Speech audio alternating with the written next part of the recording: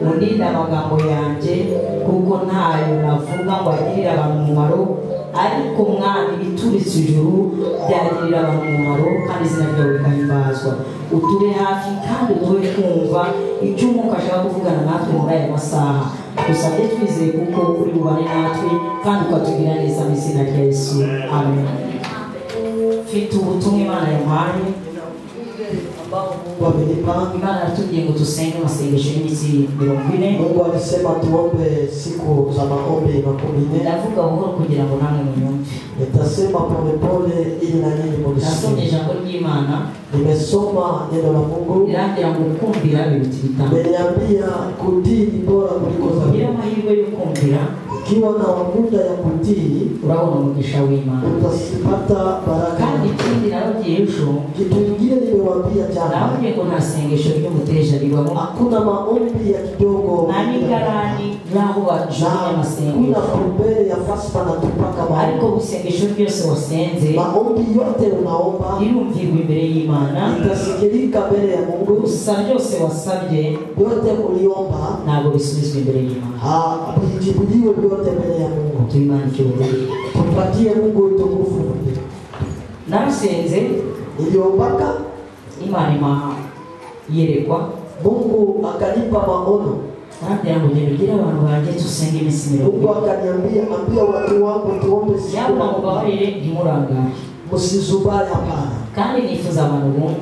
Ina haja ya watu wenye Nuko bari kube 2 3 ariko twumve. Ataba takoba 2 3. Ujye mugira ubwenge bwo kumva imiburo y'Imana. Wewe akili ya kusikia. Kandi imiburo y'Imana nurangiza kuyumva. Ukishasikia mambo ya ugira ubwenge bwo kusenga. Uwe na akili ya kuomba. Kuko gusenga kuomba ujya gutuma imigambi y'icyakuri kurwaho. Acha makusudi ya imigambi y'abarozi. Makusudi ya barozi. Ikibazo muhura n'ibyo muhura nabyo. Shida yenyewe niko mutumva imiburo y'Imana.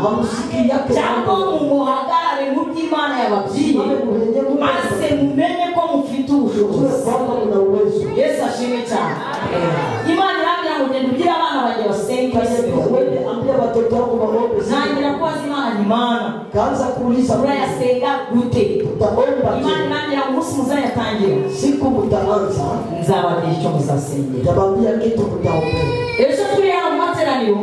Jana natuko hapo. Imana irambwira ikintu cy'ugusengera. Mungu akaniambia kitu tutaombea. Niyo mpamvu Yesu arambwira abantu ngo jana niambia buri muntu wese kila mtu wumva ko ashaka gusenga mwenye anajua anataka yongere yimenye ajijue. Ikibazo dufite shida tuko na ni ikibazo barokore dufite.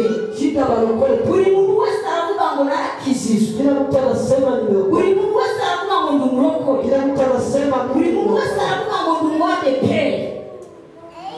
Kila mtu anasema ni undi nawe akavuga ati ndi umurestoration. Mwingine anasema undi nawe ati ndi umusayimu. Mwingine anasema undi nawe ati ndi runaka. Mwingine anasema ariko ibyo byose Imana ntagize. Yote Mungu hana hata nayo. Amen. Amen.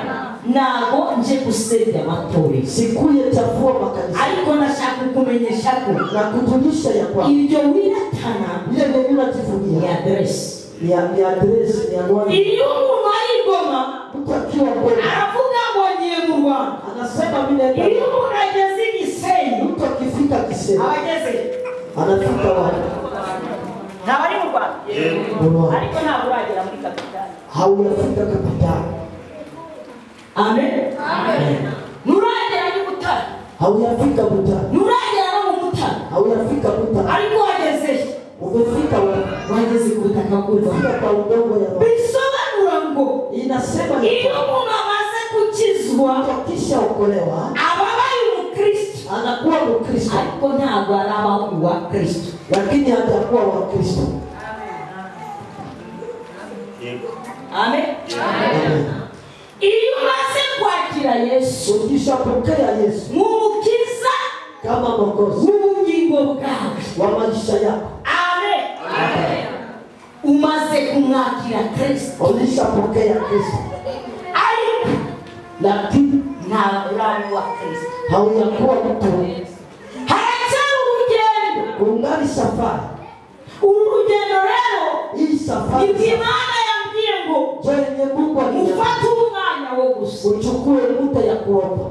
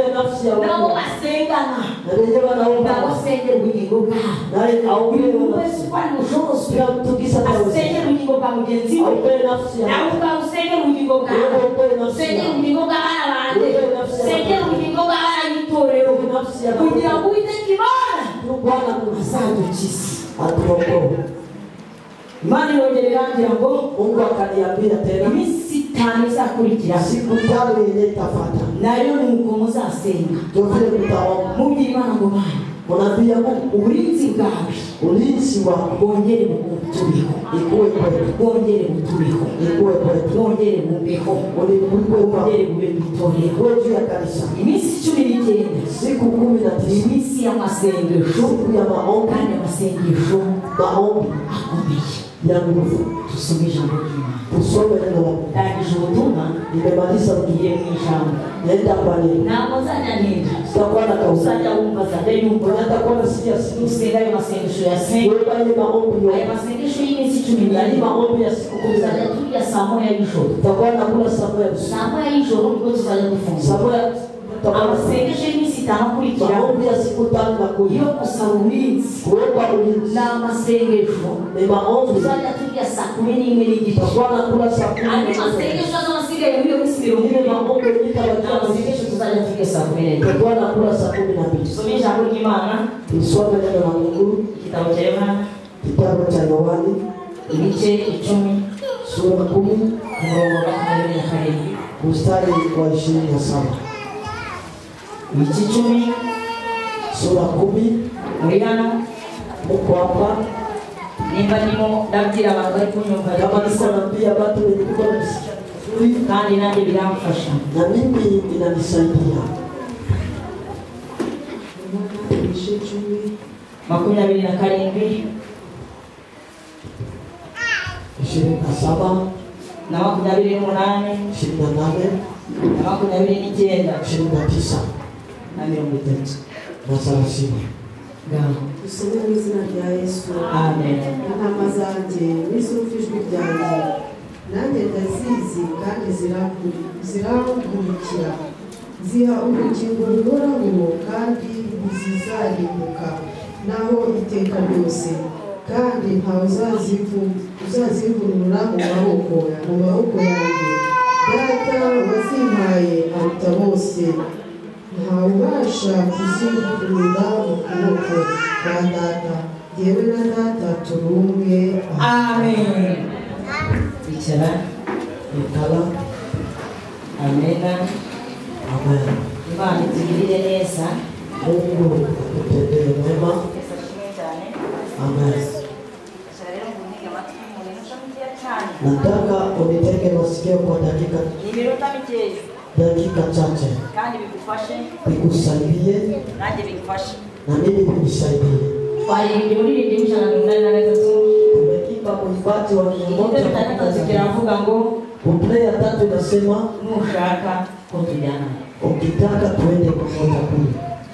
ihane Tubu ariko ikintu ndi buvugeho kitu ambao nitasema mutwaro wikoreye na mzigo ambao unabeba. iyo umuntu amaze kwakira Kristo, Mtu akishapokea Kristo umaze kumwakira nk'umukiza na mpokea kama Bwana na Mwokozi. abari kunyumva, Kuna watu wananisikia iyo umaze kwakira Kristo ukishapokea Kristo, ni mutanyumva abandi bari kunyumva, kama mlisikie kuna wengine nawe uri watanisikia kunyumve. na wewe mwenyewe utanisikia. Yesu ashimwe. Ukora iki Imana ishaka. Ufanye kile Mungu. Iyo umuntu amaze kwakira Kristo, Mtu akishapokea Kristo, amen, hari umutwaro w'umuriro, kuna mzigo uko juu yake. amen. Iyo umuntu amaze kwakira Kristo, Mtu akishapokea Kristo, hari umutwaro, kuna mzigo. kandi uwo mutwaro nikoreye wemera utururuke ngo tuzabane mwijuru. Haleluya. Wihane, wihane. Iyo umuntu amaze kwakira Kristo, Mtu akishapokea Kristo, ntabwo aba ageze mu ijuru. haiko sema anafika mbinguni. Iyo umuntu amaze kwakira Kristo, Mtu akishapokea Kristo, aba processes. kuna kuwaka aina Izi yote. processes ni zihe? Hii sasa mpango. Iyo umuntu amaze kwakira Kristo, Akishapokea Kristo, kugira ngo umutwaro yikoreye mzigo umuve ku mugongo, itoke niko kwa hari ibyo amaze kumenya, uko nyenye anapasha niko hari ibyo amaze kumva, uko nyenye anapasha niko hari ibyo amaze gukora, uko nyenye anapasha kugira fanya ngo umutwaro yikoreye mzigo ambao anabeba umuve ku mugongo. itoke kwa mgongo yake. Yesu arababwira ati, Yesu akawaambia, inyama zanjye kondoo zangu zirazi, zinanijua, zizizwi zinajua sauti yangu, nanjye ubwanjye na mimi mwenyewe ndazizi, ninazijua, nanjye nzizwi. ninajua sauti yazo. Yesu uzwi, Unajulikana wapi? ijwi ryawe ryumvikana nande, Sauti yako inasikilika na nani? wowe wumva ijwi ryande. Unasikiaka sauti ya nani? Dufite ikibazo cy'abarokore. Tuko na shida ya warokore. Iyo tumaze gukizwa, Kama tunamaliza ukoka, twicara mu ntebe, tunaikana ukiti, tugenda tuvuga ko twakije, tunasema kwamba tulishaka ukoka, tukigira n'abacamanza. tunajifanya wa hukumu. Muri Yesarida Ule kweli ufite igitabo cyinjiza abantu mu ijuru, uko na kitabu ya kuingiza watu mbinguni, ufite password uko na password Yesu yaguhaye, Yesu alikupatia, kuburyo ushobora kumenya ko tunaweza jua kwamba Mama Silvia atasinje. Mama Silvia ataingiaka. Urayifite? Uko nani? Urayifite? Uko nani? Ufite password? Uko na ile password. Amen. Tujye Tufanye hivi.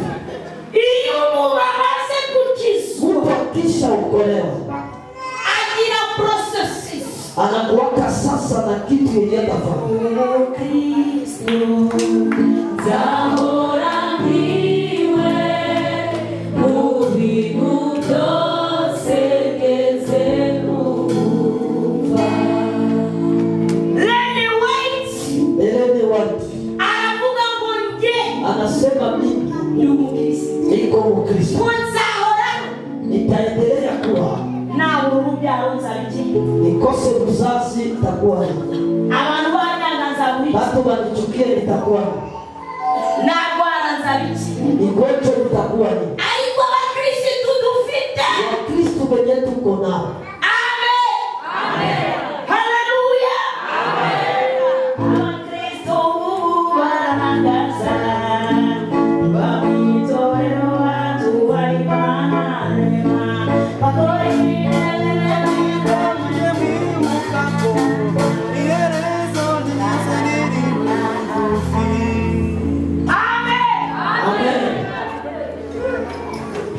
Tupatie Mungu utukufu hivi.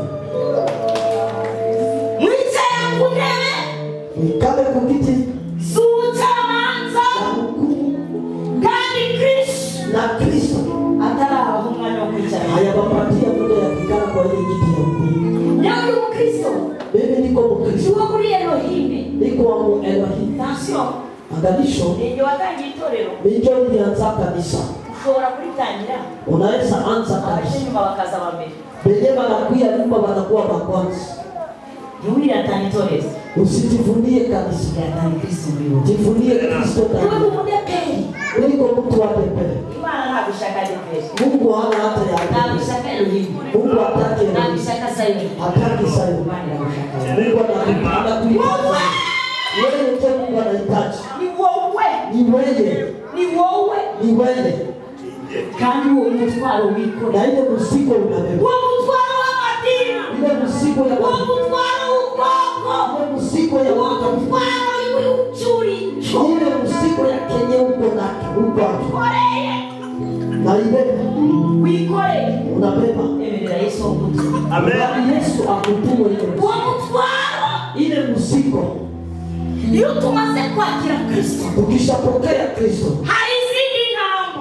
kuna zingine tatua. Abaho kubatizwa, Kuna kuwaka kubatiziwa. Kubatiziwa no kwakira Kristo na kupokea Kristo ntabwo bitandukanye, si tofauti, si vinachana. biratandukanye. Iko vinachana. Uko ni ukuri kw'Imana. Ile ni kweli.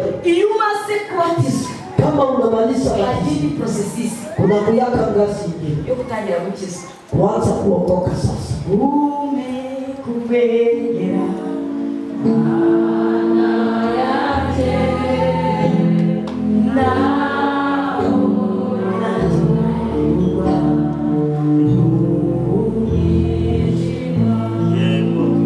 habaho processes Unakuwaka sasa hatua yo gutangira gukizwa. kuanza kuokoka.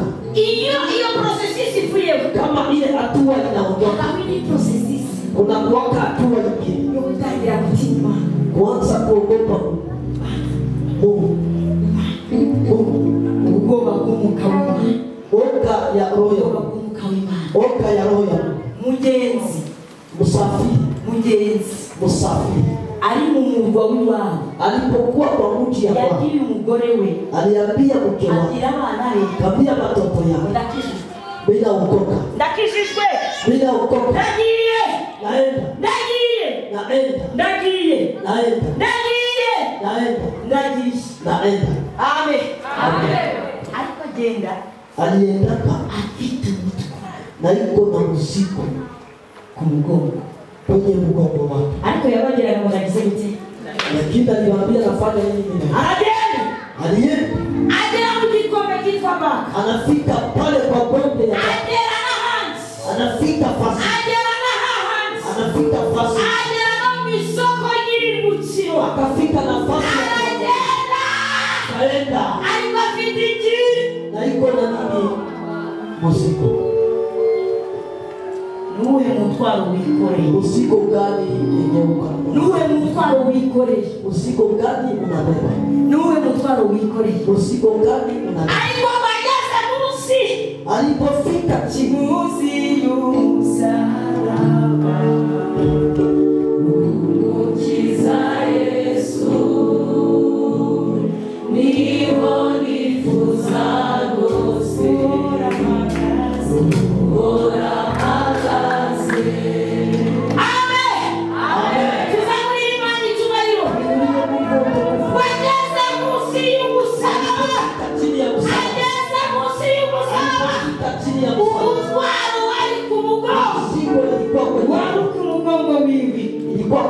migongo yake umuva ikatoka juu yake. yari yageze urugendo rungana gute Alikuwa ametembea safari gani? yari yageze urugendo rungana gute Alikuwa ametembea safari ya muda gani? yari yageze urugendo rungana gute Alikuwa ametembea muda wa umutwaro kumuva he mzigo ikatoka juu yake. kubera iki Kwa ntamubwire w'igihe yakijijwe Hawakumuondoka wakati yenye aliokoka pale pale. Mkristo Mkristo kwa ni Mkristo wa kutielewa. ni Mkristo wa kweli. Mkristo ni Mkristo wa kujua mimi ni nani. Kristo kumenya jewe Mimi ni msafiri. jewe ndugu Je, je. mimi ni msafiri? Ese je ndugu je. Na safari yangu ni gani? Urugendo rwa Je, ni safari ya kwenda mbinguni? urugendo rwo kujya mu Safari ambayo tumo. urugendo Kuna turimo. wengine ambao walipita ndani ya Isa. Arabaciye muri uru rugendo. Ikibuga bene data turi gukinira. Tere yenye tuko nachezea. Abakikiniye. Uko benye balichezea. Abakikiniye bari abaririmbyi. Benye balichezea. Abakikiniye bari abadiyakoni. Benye balichezea. Abakikiniye bari abapasitori. Benye balichezea. Abakikiniye bari Benye balichezea kandi baba. abakikiniye bo abasumba. Ibachunga. Umusumba. Kuwa mchunga. Siko bitabuza ko wagira umutwe. Haiko kusema hawezi kuwa na muziki. Yego.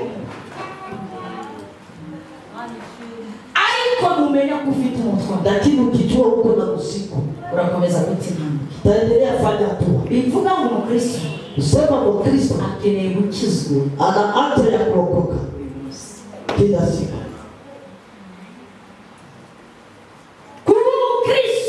Kuwa Mkristo Ni ugukizwa mu gitondo kuokoka asubuhi, ukakizwa nimugoroba. kuokoka magharibi. Ejo nabwiye abantu Jana niliambia watu, igira abantu bakivugana watu wenye wangali wanatetana ni abaswa. ni wajinga. Nta nubwo nabashyira muri klasi ya maternelle Siwezi batia hata kwa maternelle, kwa shule ya kuko maternelle maternelle ijyamo abantu bazima. inaendaka ndani watu wazima. Bivuga ngo rero Ni kusema sasa, niba ukivugana kama ungali unatetana uri muzima, hauko mzima, ubwo ntabwo nagushyira muri maternelle. siwezi kutia kwa maternelle. Nta mukristo Hakuna Mkristo ufite intambwe yo kuvugana. mwenye iko na hatua ya kutetana. Umukristo Mkristo afite intambwe yo gukizwa. iko na hatua ya kuokoka. Umukristo Mkristo intambwe yiwe hatua yake meditation. ni kujiwaza, kujiwaza Unegereje na ngoja, unategereza ninangoja uzasobanukirwa rwose. kutambua sawasawa Unategereje hivi na ngoja. kuko nari kubabwira iby'ibitangaza Tusimambie ya miujiza, ntacyo, hakuna shida, ariko uru rugendo turimo lakini hii safari yenye tuko ndani, reka mubwire ngo na acha nikwambie kwamba mwokoke, kwa sababu tugeze mu bihe bikomeye. tunafika muda mkuu. Tuyimana icyubahiro. Tupatie Mungu utukufu. Abantu bari ku rubuga Watu wenye viko kwa mtandao, sinzi niba babonye akantu gashyize ku rubuga. kama waliona kakitu nilitia kwenye mtandao Iyo ngiyo za Buraya niba ari Buraya simbizi. kule Ulaya, kama Sinzi wapi ukuntu bahita. sijui gisi wanaita pale, Yesu ashimwe. Wa gatandatu w'ikindi siku ya Sabato ilipita, ngo bari mu rusengero. walikuwa kanisani. Uranyumva? Nanisikia Bari mu rusengero. sasa, walikuwa kanisani. Tuyimana icyubahiro gutyo. Tupatie Mungu utukufu. Ubwo nibwo mbabonye ko muri kunyumva. Ndio vile mimi Bari mu nasema rusengero. walikuwa Ngo kanisani, bari kugira ngo tubari gusezerana. walikuwa wanaunga ndoa. Ntabwo babyumvishije.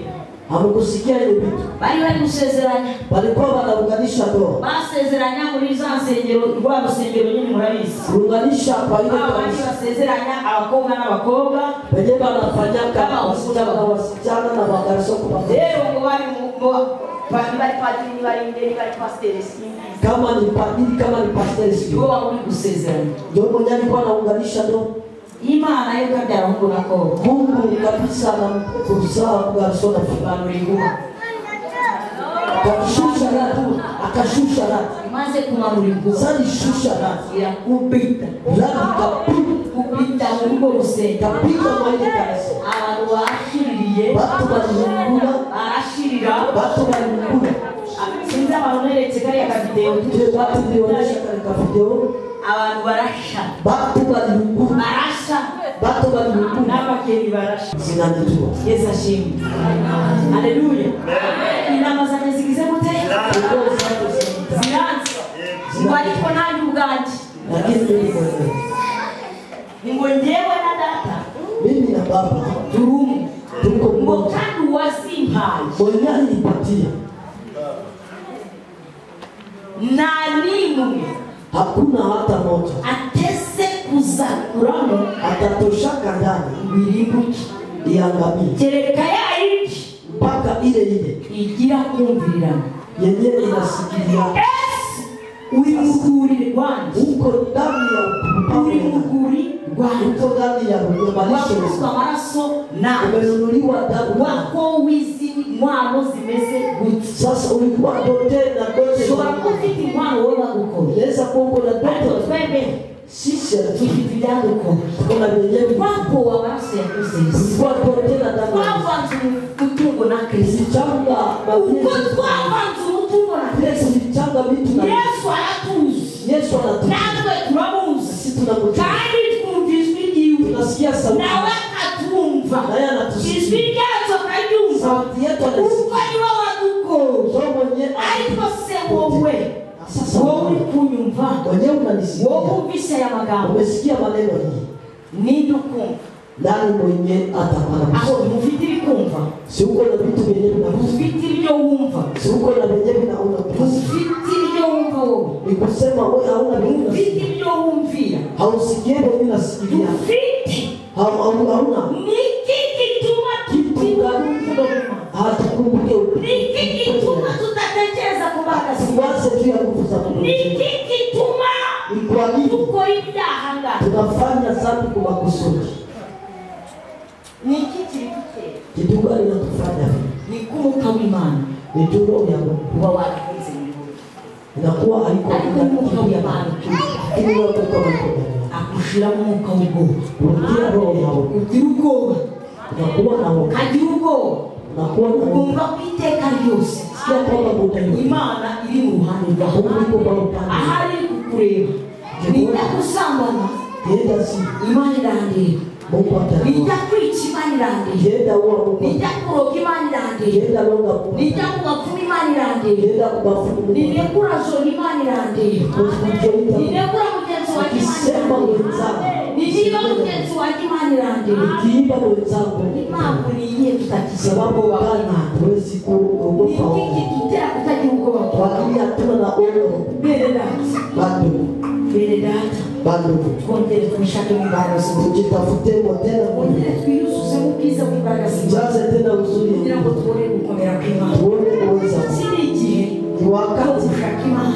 utafuta Mungu. Waba urimo gushaka Imana, Ndio nawe unatafuta. ubwawe ukumva ko Imana Unasikia iri kwamba hafi yawe, iko uri pamoja. kumva ibyiyumviro by'Imana, uri kumva ibyiyumviro by'Imana. Unasikia kwamba Haleluya, ukumva ibyiyumviro by'Imana, unasikia kusikia. ukumva imbaraga z'Imana, Sikia nguvu za Mungu. ukumva Imana iri iruhande rwawe, Sikia Mungu yuko ukumva ubwoba bw'imbaraga z'Imana. Kuona Haleluya.